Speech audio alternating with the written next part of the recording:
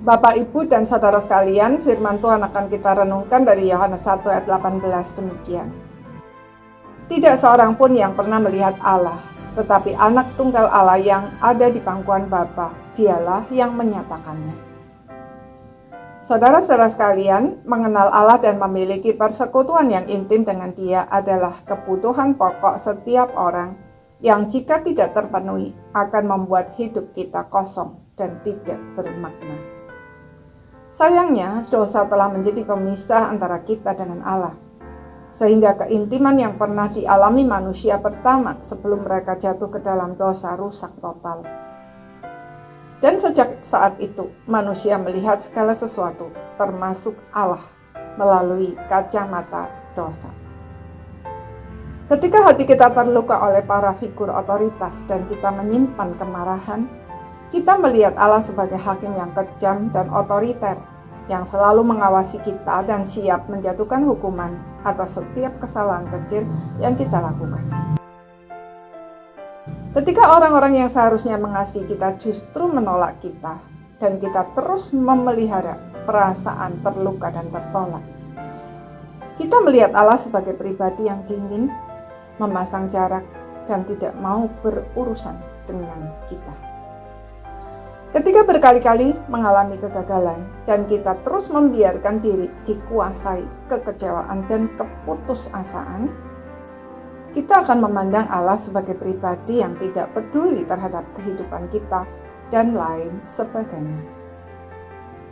Orang-orang yang berpandangan seperti itu terhadap Allah mungkin dari luar nampak hebat, tetapi sebenarnya di dalam hancur dan kosong.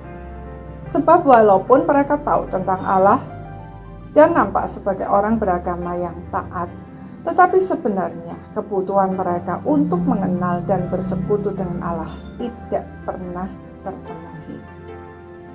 Satu-satunya jalan untuk memulihkan persekutuan kita dengan Allah sehingga kita dapat memandang Dia dengan benar, masalah dosa harus diselesaikan. Dan untuk hal ini, hanya Yesus Kristuslah yang dapat melakukannya. Dia datang ke dunia menjadi satu-satunya manusia yang tidak berdosa dan mati di salib untuk menanggung hukuman dosa kita. Sehingga melalui iman kepada Dia, persekutuan kita dengan Allah dipulihkan dan kita dapat bertumbuh dalam pengenalan akan Allah. Maka, jika kita sudah membaca Alkitab, berdoa, rajin ke gereja, bahkan aktif dalam berbagai kegiatan gerejawi, tetapi hati kita tetap kosong, kita perlu bertanya kepada diri kita sendiri, selama ini pribadi seperti apakah Allah menurut pandangan kita? Apakah kita mengenal Allah? Apakah kita memiliki persekutuan pribadi dengan Dia?